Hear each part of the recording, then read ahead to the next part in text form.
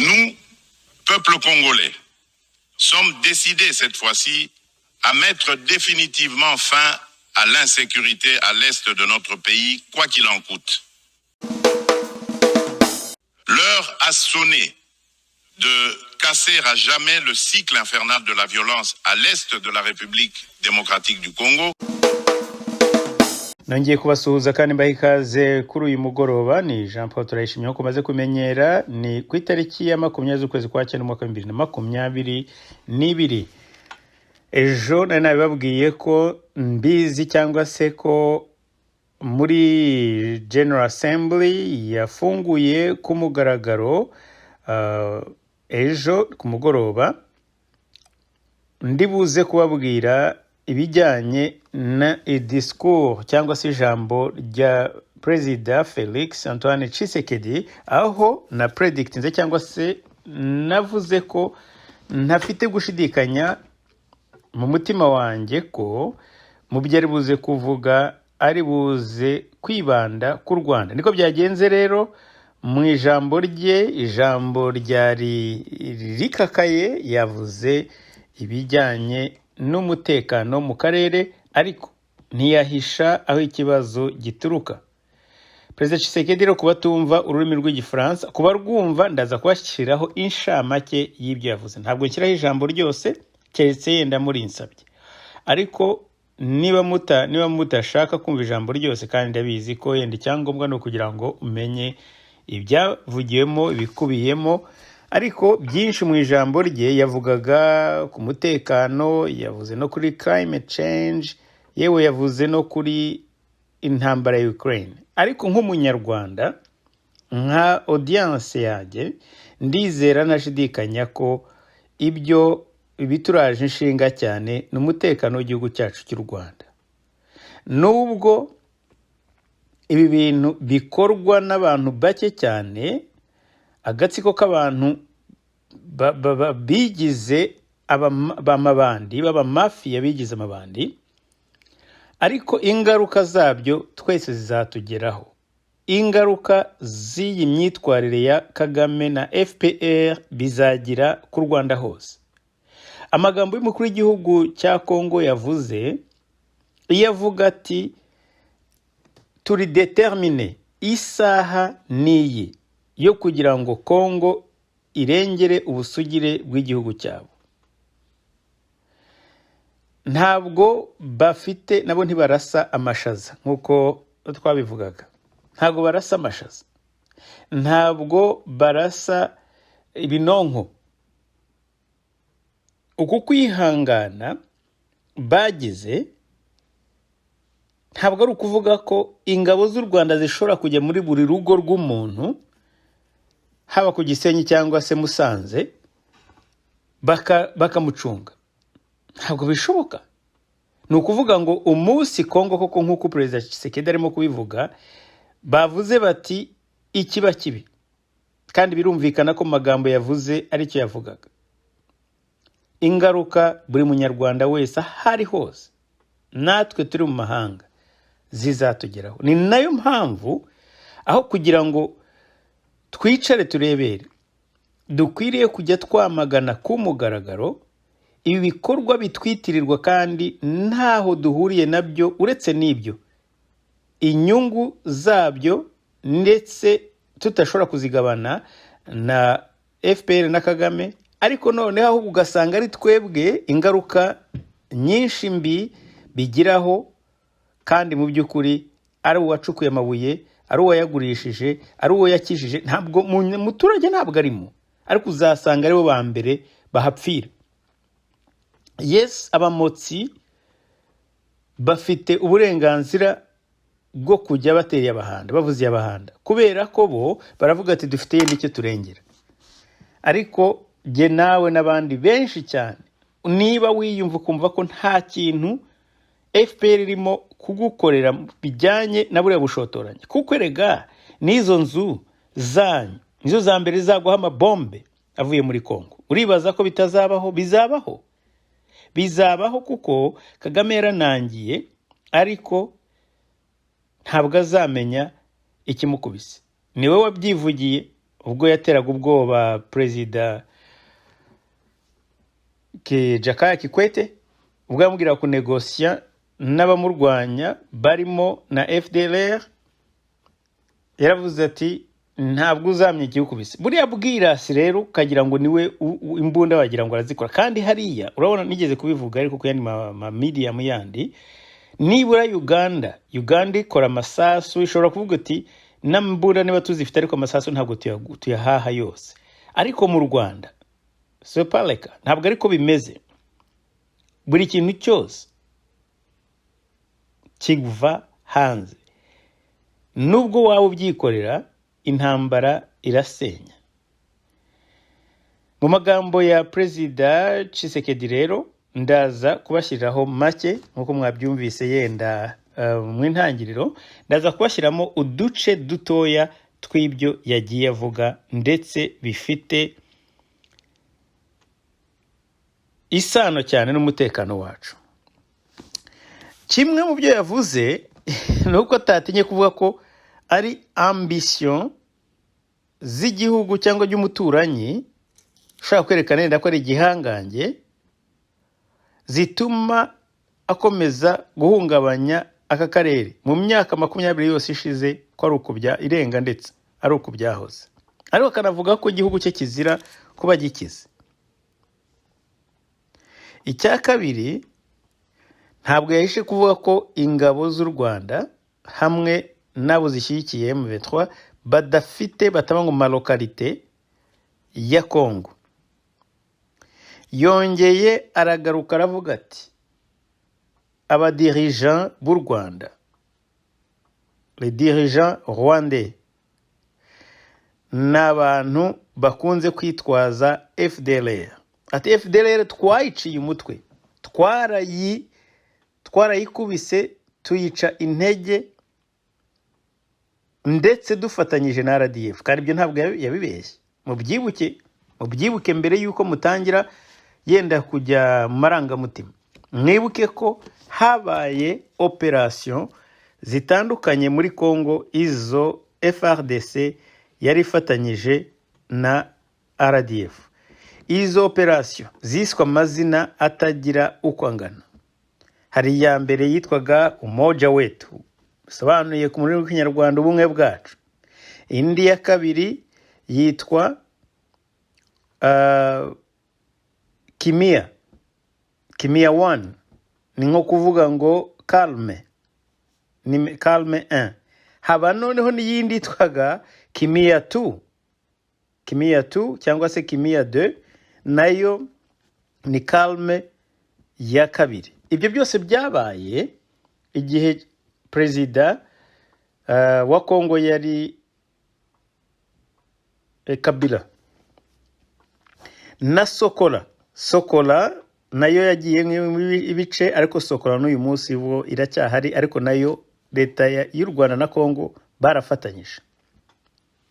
Ibyo byose babikoranaga kugira ngo bace intege imbaraga za FDLR n'iyo mitwe ihungabanyije umutekano wa Congo muri karakare ka East.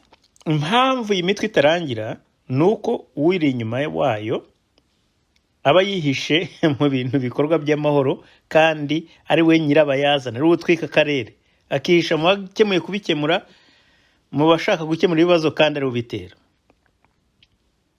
Ariko igihe cyarageze aragaragara, none amahanga amaze kumwota ahantu hose. Kagame asigaye avugwa nka Putin mu karere ndetse muri Afrika. Uyu munsi tuvugana Senegal yemereye Congo amafaranga yo kubafasha mu rugamba.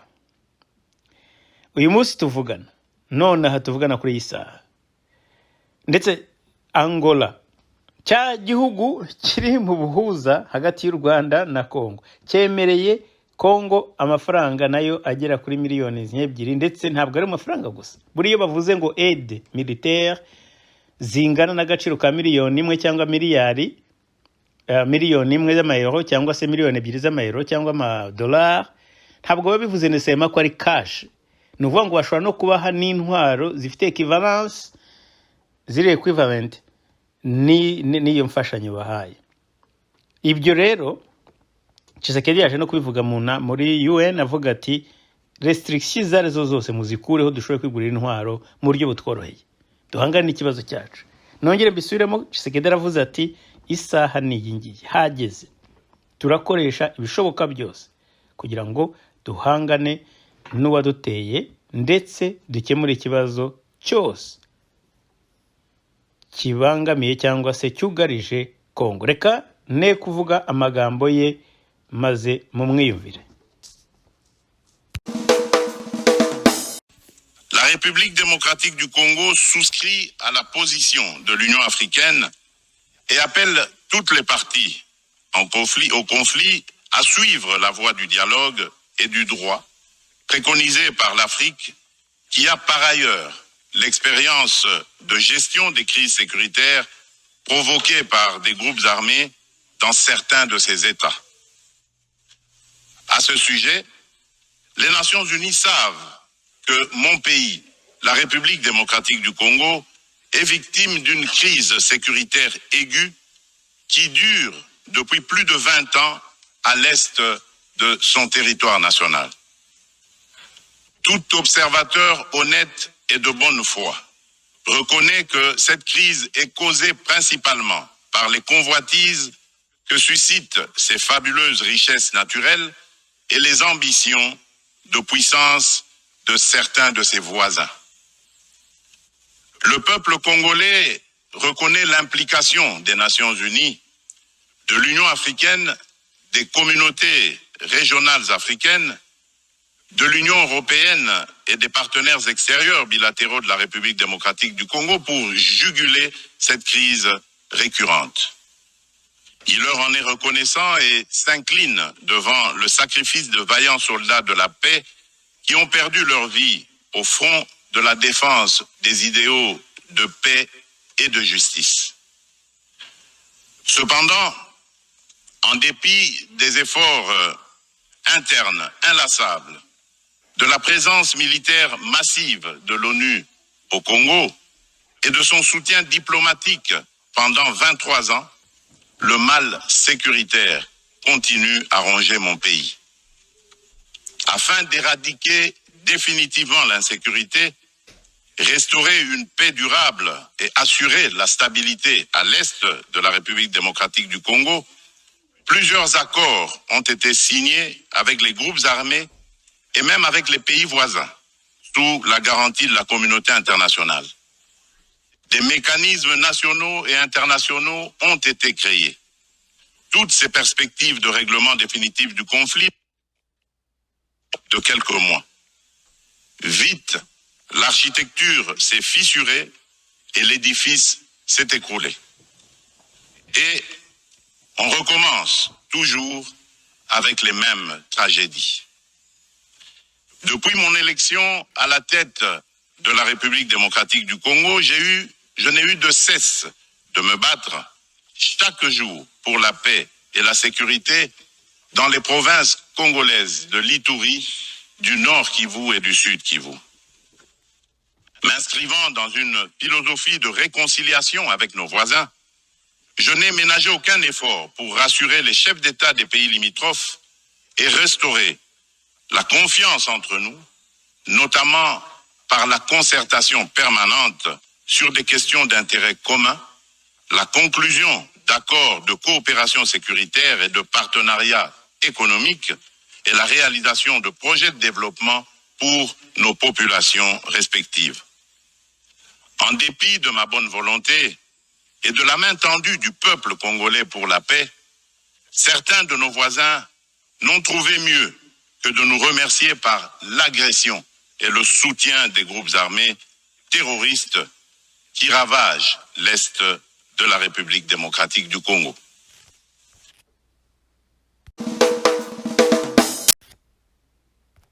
C'est le cas actuellement du Rwanda qui, au mépris du droit international, de la charte de l'ONU et de l'acte constitutif de l'Union africaine a une fois de plus non seulement agressé en mars dernier la République démocratique du Congo par des incursions directes de ses forces armées, les RDF, mais aussi occupe des localités de la province du Nord Kivu par un groupe armé terroriste interposé, le mouvement du 23 mars, dit M23, auquel il apporte un soutien massif, tant en matériel de guerre qu'en hommes de troupes.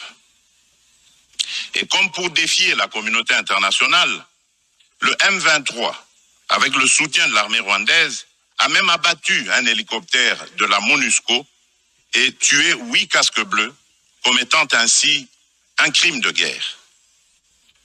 Je dénonce, en ce lieu emblématique de la vie internationale, avec la dernière énergie, cette énième agression dont mon pays, le Rwanda, sous couvert d'un groupe terroriste dénommé le M23. Prétendue collaboration que certains officiels congolais entretiendraient avec les opposants rwandais des forces démocratiques pour la libération du Rwanda, les FDLR, dont se servent les dirigeants rwandais pour justifier les agressions répétées de la RDC, est un alibi qui n'est corroboré par aucun fait avéré sur le terrain.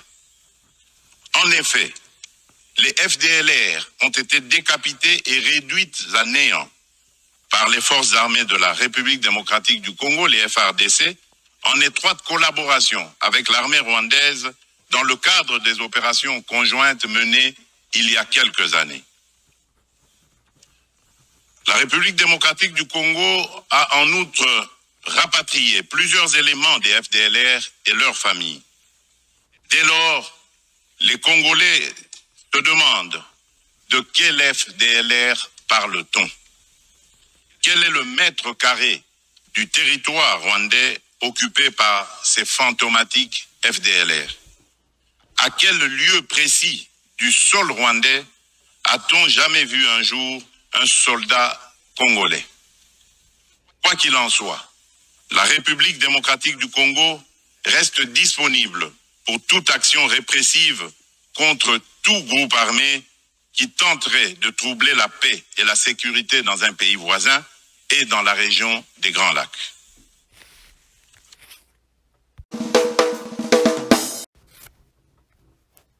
Monsieur le Président, le peuple congolais demande aux Nations Unies, à l'Union africaine, aux communautés régionales africaines du Congo, de ne plus se fier aux dénégations éhontées des autorités rwandaises et de contribuer plutôt au rétablissement de la sécurité, à la construction d'une paix durable et à la création de conditions nécessaires à une coopération fructueuse dans la région des Grands Lacs et pour le bien de tous. À cet effet, il est nécessaire de voir ceci, 1. Rendre effectif le retrait immédiat du M23 des localités occupées, le retour des déplacés congolais de ces localités à leur domicile et la cessation sans condition du soutien de l'armée rwandaise à ce groupe terroriste, selon l'esprit et la lettre de la feuille de route de Luanda, convenue entre la République démocratique du Congo et le Rwanda, ainsi que des déclarations successives du Conseil de sécurité de l'ONU, du Conseil de paix et de sécurité de l'Union africaine, de la Communauté d'Afrique de l'Est, la CAE, et de la Communauté pour le développement de l'Afrique australe, la SADC. 2.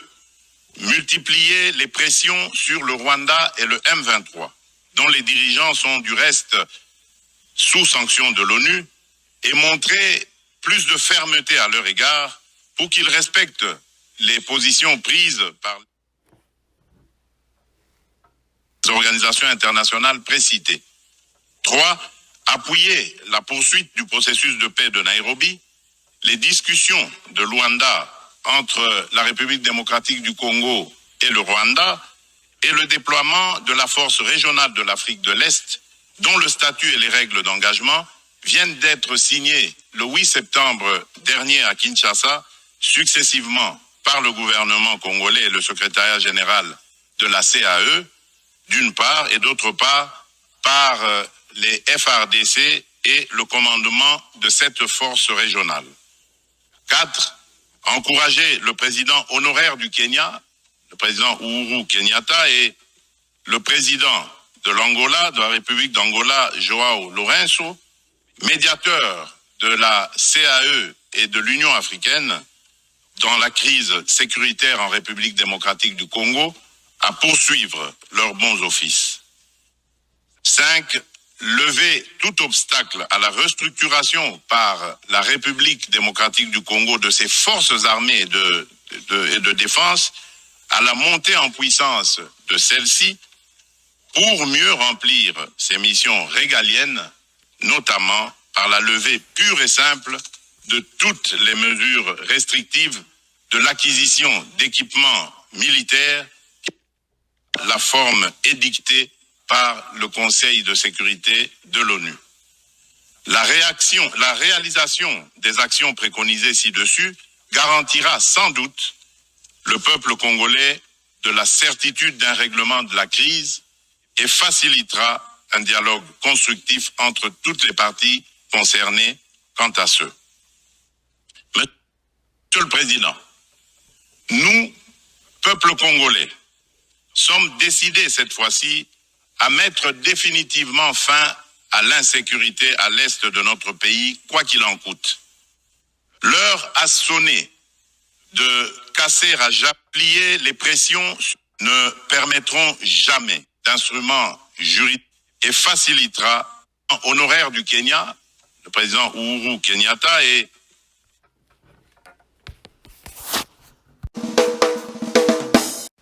Monsieur le Président, nous, peuple congolais, sommes décidés cette fois-ci à mettre définitivement fin à l'insécurité à l'est de notre pays, quoi qu'il en coûte. L'heure a sonné de casser à jamais le cycle infernal de la violence à l'est de la République démocratique du Congo pour stabiliser la région des Grands Lacs afin de tirer le plus grand bénéfice de ses potentialités économiques ainsi que de sa riche biodiversité pour sauver l'humanité face au changement climatique. La gestion de ces changements pose deux problèmes fondamentaux, à savoir la mise en œuvre d'instruments juridiques et financiers issus de négociations internationales, en particulier dans le cadre des différentes conférences. Muramwumvise rero iri ni ijambo ryabaye mu kanya narifashe arimo avuga live niba hari ibindi yenda turaza kubivugaho hanyuma cyangwa tuzabyongeraho no mu bindi biganiro. Muramwumvise ko avuga ati FDLR twayiciye umutwe. Nta nubwo u Rwanda rwitwaza FDLR rushobora kutubwira ati dore akarere bafashe kandi bafite ibirindiro mu Rwanda. Ntabwo ari abantu bahangayikishije u Rwanda, kandi ntabwo ari we gusa, by the way, ntabwo ari Tshisekedi wenyine wabivuze.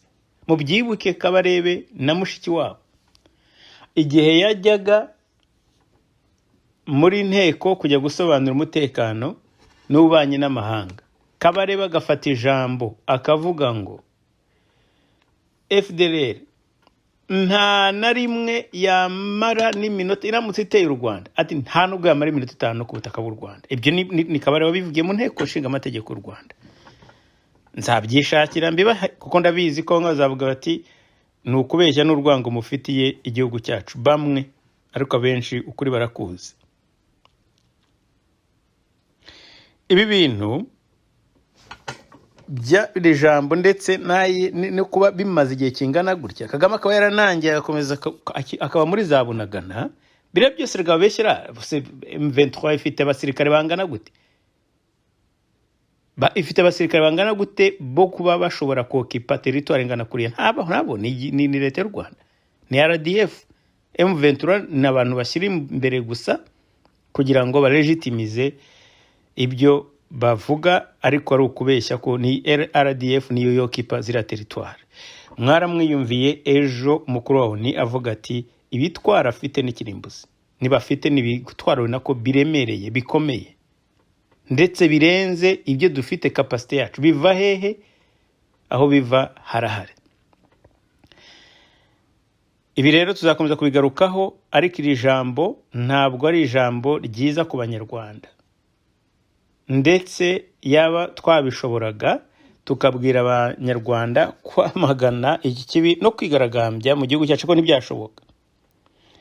Ubona abonye cyakora nawe usa naho yatewe impungenge n'iri jambo. Muraza kumubona ku ifoto, ni Vincent Biruta na delegation ye hariya muri ona, aho bari bicaye. Wamubonaga yicaye neza kandi kubera ko kurarakuze, ariko urabona ko yumvira ijambo rya Tshisekedi.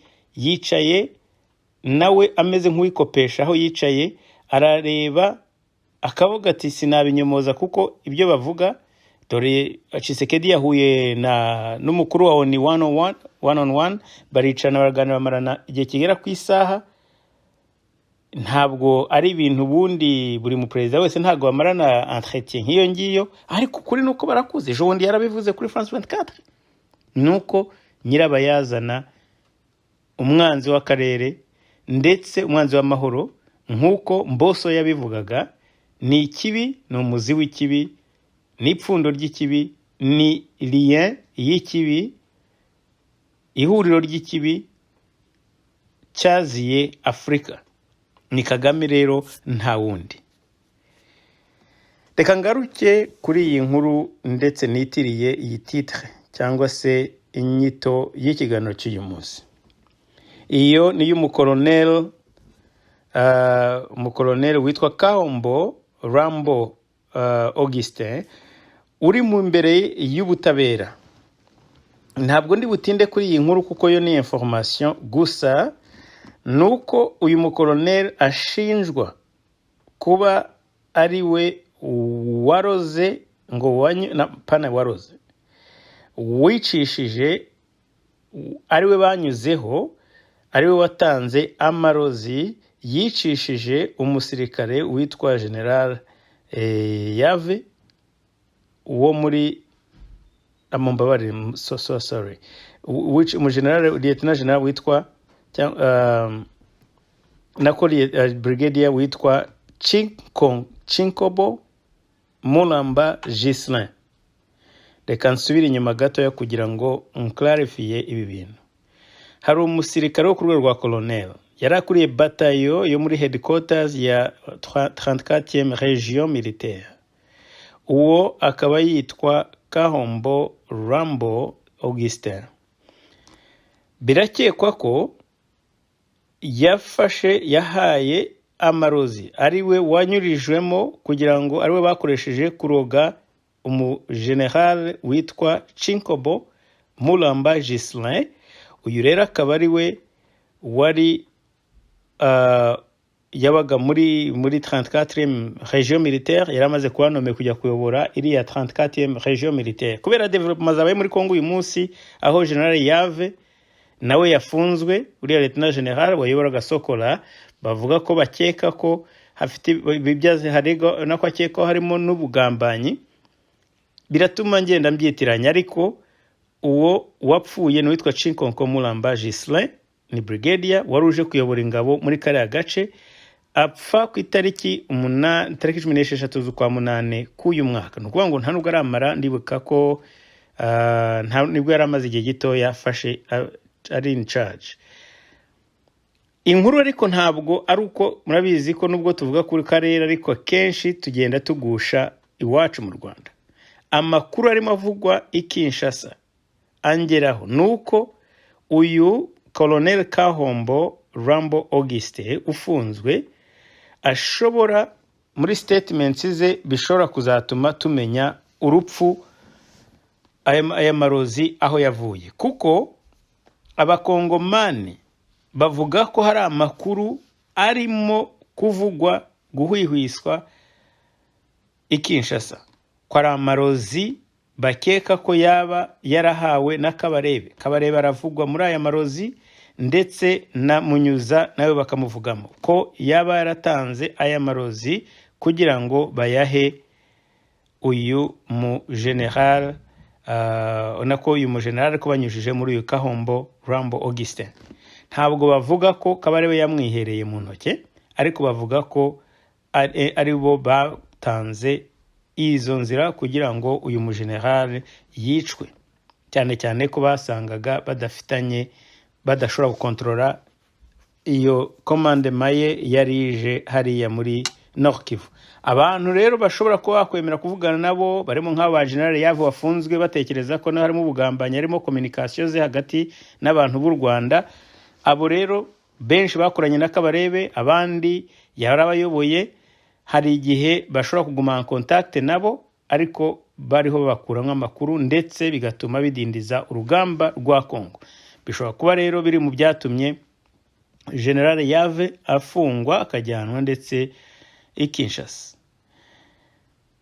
Ndagaruka kuri ayo marozi kuko njyewe ubwo abakongomani babinyandikiraga bavuga bati Kabarebe arimo mu banyarwanda baravuga ko bicishije uriya muntu bakoresheje uyu mukolonel, ntabwo nigeze mbishidikanya kuko aya marozi bavuze n'uburyo abantu bapfa ngo kubanza gushirira inyama zo mu nda, ngo ibintu ngo marozi atuma ngo igifu cye ngo kiba cancerous cyangwa se kigira gisa ngo naho kigira brûlure cyangwa kigashya. Ni ibintu u Rwanda bamaze kumenyera gukoresha cyane. Ni inzira yamaze kuba umuyoboro w'imfu nyinshi z'abantu leta ishaka kwikiza. Umujenerali rero imanza ntiziratangira, ama message ya mbere twayakiriye uyu munsi, ndizera ko nayakiriye uyu munsi, ndizera ko uko urubanza rwakomeza kujya imbere tuzamenya abo yakoreraga. Ubu rero ni muzabikurikirane cyangwa se nta n'impamvu zabibakurikirana. Ni Kahombo Rambo Augustin uvuga ko yabaratanze amarozi nako akayaha, arafunzwe, arashyikirizwa ubutabera, ntabwo ari ukuvuga ngo ni impuha, ariko akayaha umujenerali wari uje kuyobora ingabo zo muri 34e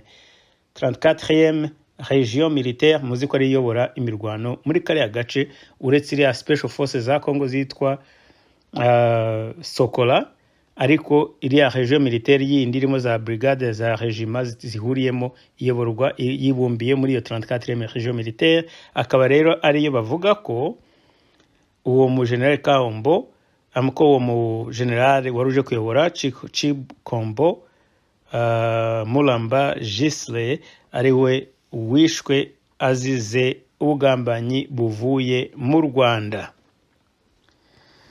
Banyarwandakazi rero ntabwo mbatindira, hari byinshi cyane byo kuvuga, ariko igihe cyabyo ntabwo ari cyinshi cyane kubera ko tuzakomeza kugaruka kuri ibi bintu bya Kongo. Tugaruke muri ku mutekano w'igihugu cyacu n'ijambo rya Kagame. Nsoze mbabwira ko naryo nzaribacishirizaho, ijambo Kagame azavuga naryo nzaribacishirizaho. Nkuko nabibonye abadiplomate b'u Rwanda bari bicaye, Biruta yararimo, nkuko nababwiraga namubonye rwose yari asa n'ugiye kuri boutique gusaba ideni kubera ibyo bavuga byamukorwa ku mutima, avuga ati ndi guilty. Reka rero mbasezereho kandi mbashimire gukomeza kubana nanjye muri izi updates zo mu karere. Ni Jean Paul Shimye, naho gutaha mu biganiro bikurikira n'ejo kandi ku mugoroba ku masaha nk'aya ngaya.